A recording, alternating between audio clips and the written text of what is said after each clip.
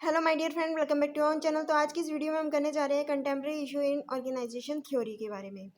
Different theory of organization have been discuss which clearly state that there are 3 types of approaches. यानी कि अभी हमने different theories के बारे में पढ़ चुके हैं और डिफरेंट थ्योरीज में हमने पढ़ा कि structural functional approach, social psychological approach और सिस्टम कॉन्टिजेंट अप्रोच। यानी कि जो स्ट्रक्चरल फंक्शनल अप्रोच था वो हमने पढ़ा क्लासिकल थ्योरी में, सोशल साइकोलॉजिकल अप्रोच हमने पढ़ा न्यू क्लासिकल थ्योरी में और सिस्टम कॉन्टिजेंसी अप्रोच हमने पढ़ा मॉडर्न थ्योरी में। तो डिफरेंट अप्रोच जो है हम पढ़ चुके हैं और इसमें कहा गया all of them are mutually dependent as they have inherent relationship. यानी कि ये तीनों ही अप्रोच जो है आपस में क्या करते हैं, इंटरडिपेंडेंट है, म्यूचुअली क्या है, एक दूसरे पे डिपेंड करते हैं। Each theory is incomplete unless it supplement by other two approaches. यानी कि सिर्फ एक ऑर्गेनाइजेशन में अगर किसी एक थ्योरी का यूज़ किया जाता है तो वो ऑर्गेनाइजेशन क्या नहीं हो रही है, पूरी नहीं हो पा रही है।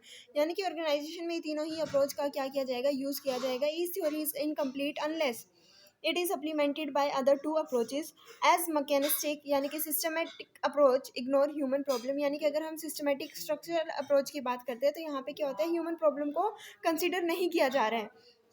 And humanistic social psychological approach does not give weightage to close and formal setting of an organization। अगर हम बात करते हैं सोशल और साइकोलॉजिकल अप्रोच की तो वहाँ पे किस चीज़ को कंसिडर नहीं किया जा रहा है, वहाँ पे स्ट्रक्चर को जो है कंसिडर नहीं किया जा रहा है, कोई फॉर्मल ऑर्गेनाइजेशन को रूल्स या रेगुलेशंस को ध्यान में नहीं दिया जा रहा है। तो thus the difference of this theory is that of focus and emphasize. यानी कि जो डिफरेंस है इन थ्योरी का वो क्या है, फोकस और एम्फेसाइज पे जो है वो डिफरेंस किया गया है। यानी कि दोनों ही थ्योरी का जो फोकस है वो अलग है और जो एम्फेसाइज है वो अलग अलग है।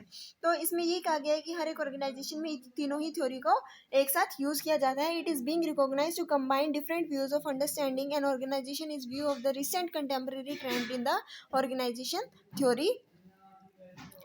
It is being recognized to combine different view to understand of an organization।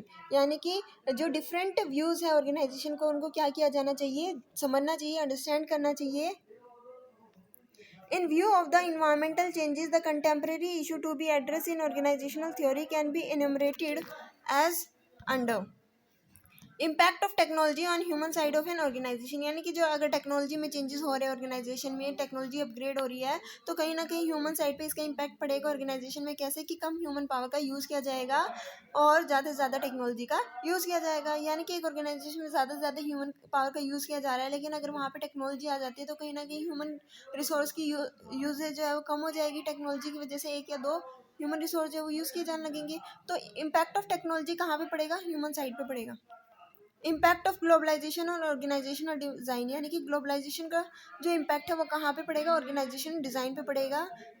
Impact of different strategies on organization, impact of behavioural changes of human being on organization, impact of newer organization on the society.